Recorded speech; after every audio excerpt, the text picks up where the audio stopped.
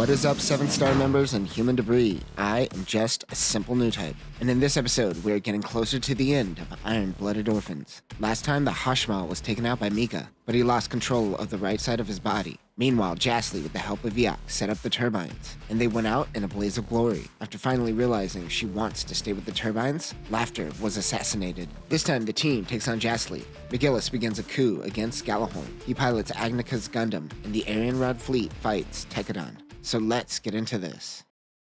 Meribit informs Kudelia that something is happening on Earth after they have been cut off from Tewaz. Tekadon is already in the middle of the battle. Hugos are attacking Mika and the new Lupus Rex. The ASW-G-08 Gundam Barbatos Lupus Rex is the upgraded Gundam after being destroyed by the Hashmal. Mika's combat data on the Hashmal has been integrated into this new unit. Speed has been vastly increased. The cockpit is front opening due to Mika being a potato. This Gundam is becoming increasingly more elongated to compensate for Mika's fighting style. The tail blade was taken from the Hashmal, and Mika can control it with the Alea system as though it was an extra limb. It is named Rex to represent the King of Mars. Weapons include the Ultra Mace, which has a pile bunker at the tip, the Rex Nails made of rare metals, a 200mm gun, a pile bunker on each heel, and an anti-ship lance mace. They tear through Jassley's first wave. Yak is supposed to back him up, but has yet to show up. He made an agreement to help. After that, he will take Iak to Saisei where Galahorn can arrest McMurdo. McGillis thinks that Jassley's JPT Trust is no match for Tekadon, even though he has a bigger force. Hush uses a Hekija. Dante tells him not to mess it up. Iak still hasn't shown up to help Jassley. He sends out all his human debris to hold off Tekadon. Dante and Hush return for resupplies and drink some Choco Milk. Being old human debris, Dante and Chad don't have a problem killing other human debris. It doesn't matter on the battlefield. They're still the enemy and they will kill them if they don't do it first. Akihiro is taking out his anger on the battlefield. He's taking Laughter's death in strides. Julia is mad that if Iak didn't interfere, Amita would have killed her. She's mad she isn't strong enough. Iak isn't coming, so Jassley goes groveling to McMurdo. He ended up making a deal with Rustall regarding the illegal weapons, in exchange for looking the other way regarding the turbines. He knew Jassley's plan the whole time, and he will have to get himself out of this mess. McMurdo says that Tekadon is terrible at business, but they are natural-born leaders. Their pride is through the roof! Their pride also tears through their forces. That's some strong pride. Jassley tries to call a truce. Orga wanted to see him beg for his life, but it isn't fun for him anymore. Mika takes his mace and crushes the bridge, killing Jassley. Tekadon and everyone else watches Earth broadcast as McGillis begins a coup. He tells the people the truth regarding the turbines incident and how the 7 stars are no longer the peacekeepers. Tekadon is now joining McGillis' forces. Meribit resigns from Tewaz so she could be close to her man. Mika says that the Gundam makes him feel like he truly has a tail. Vidar wants to head to Earth to settle things with McGillis. Meanwhile, Rustall gathers the entire Aryan Rod fleet. We get a flashback of a McGillis who was trafficked, diddled, and taken advantage of. He eventually became the heir of the Fairreed family, but was still diddled and taken advantage of. One night he came across a book, The Life of Agnika Kaidu, leader of Galahorn. Mika is watching guard for Chocolate Man. Rustall is awaiting the fleet to form. Iak isn't allowed to be a part of this operation. Liza Inza is one of McGillis' men, and he is a huge Tekadon fanboy. They will be up against 40 half-beat-class ships. McGillis looks up at Bael. The ASW-G-01 Gundam Bael is the first Gundam frame and was originally piloted by Agnika Kaidu during the Calamity War. Since this is the first Gundam frame, the unit is relatively simple. Its main weapons are the 2 Bael swords, which were the only weapons used by Agnika. Agnika died in the Gundam, and it is said that his soul remains inside. Galahorn memorializes this Gundam at its headquarters. It has a pre-7 stars Galahorn logo on its shoulder. Other weapons include 2 electromagnetic cannons and an anti-ship lance mace. This also has the Alea system. This Gundam is in a shrine as a symbol to Agnika and the end of the Calamity War. Gundam Vidar comes bursting into the shrine. He takes off his mask to reveal that he is Galio. Yeah, no shit. Galio says that McGillis can never open up, until one day he started talking about the hypocrisy of Galahorn. He wants to fight McGillis in Gundam Bael, but Mika shows up to protect him. Galio activates the Alea system Type E. This uses Ein's brain as a middleman, so Galio doesn't need the AVS surgery. Ein takes control of the mobile suit, and Galio is just a vessel. Gundam Vidar can hold its own against Barbie. McGillis gets into Gundam Bael and attaches the AVS. He goes shirts off just like the boys.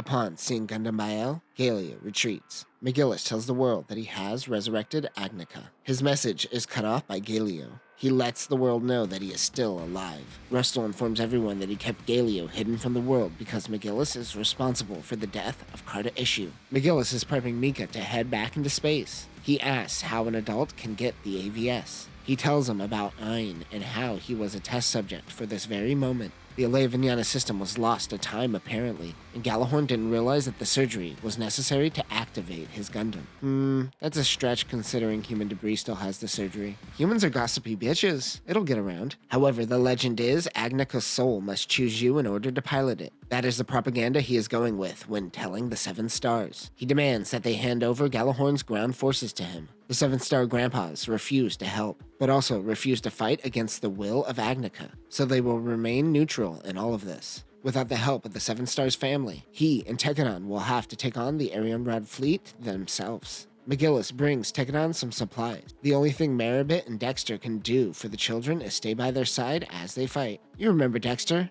the accountant from the beginning of the series? Another moment for Dexter. Juliet tells Galio that he has a handsome face. These two still haven't kissed. Orga punches McGillis for not thinking this plan through. These aren't soldiers, these are my family. Atra wants to put a baby in Mika. Nope, other way. Kudelia is starting to realize that creating a world where people like Mika don't have to fight is a contradiction. They are who they are because of their harsh upbringing. Do you spoil the next generation or do you allow them to preserve through hardship? Every parent has to ask this when raising a child. Mika tells Atra his dick only works when he is connected to the Gundam. The Arianrod fleet has gathered and is ready to attack. The fight begins. Shino, Chad, and Dante drift too far from the ship.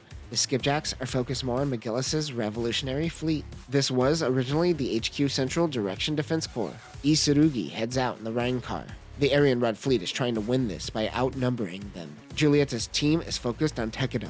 Orga motivates the boys by saying if they live through this, they're going to get all the bitches and the money. Mika finally joins the battle. Julieta's team moves around the mobile suits and tries to flank the Isaribi. Barbatos stops them from moving in. In a flashback, Rustle tells Julieta to take on Barbatos. Julieta tries to penetrate the Gundam's armor. She is fast, but not strong enough. The Isaribi gets a direct hit. A revolutionary fleet mobile suit is using an unauthorized Dying Slave and attacks the Arianrod fleet. It seems Russell infiltrated one of McGillis' teams. He attacked his own fleet to have an excuse to use the Dying Slaves himself. They too fire the Dying Slaves and take out a good chunk of the revolutionary fleet. Iak doesn't like Russell's methods. Everyone evades as fast as possible. Shino pushes Ride out of the way and he gets hit. So too does the Hotarubi take massive damage. The Hotarubi lost weapons control. Shino is alive, but his arm is broke. He tells Yamagi that they need to whip out the Super Galaxy Cannon, which is essentially a Dane sleeve. Shino asks out Yamagi. These aren't the two that I want to kiss. McGillis launches in Gundam Bael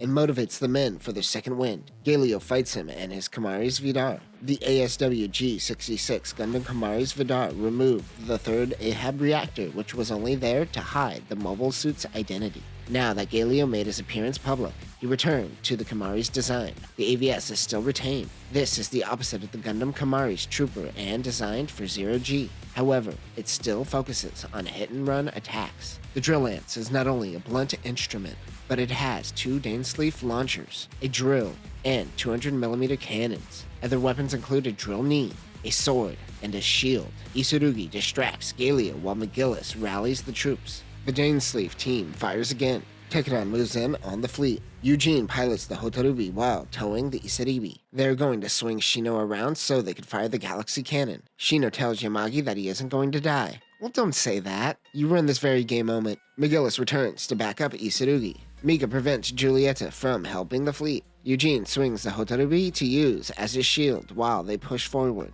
On the Hotarubi is Shino. He aims the Galaxy Cannon and fires. He misses Rustle's ship. Shino rushes the fleet, but he is just one mobile suit and is taken out. And that will do it for this episode. Rest in peace, Shino. Yamagi should have probably made some moves earlier.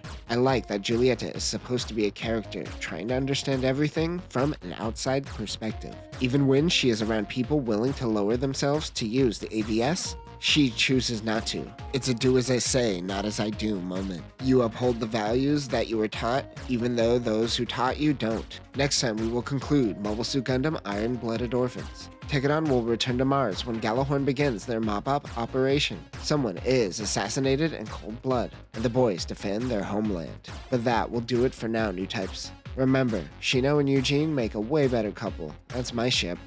Peace.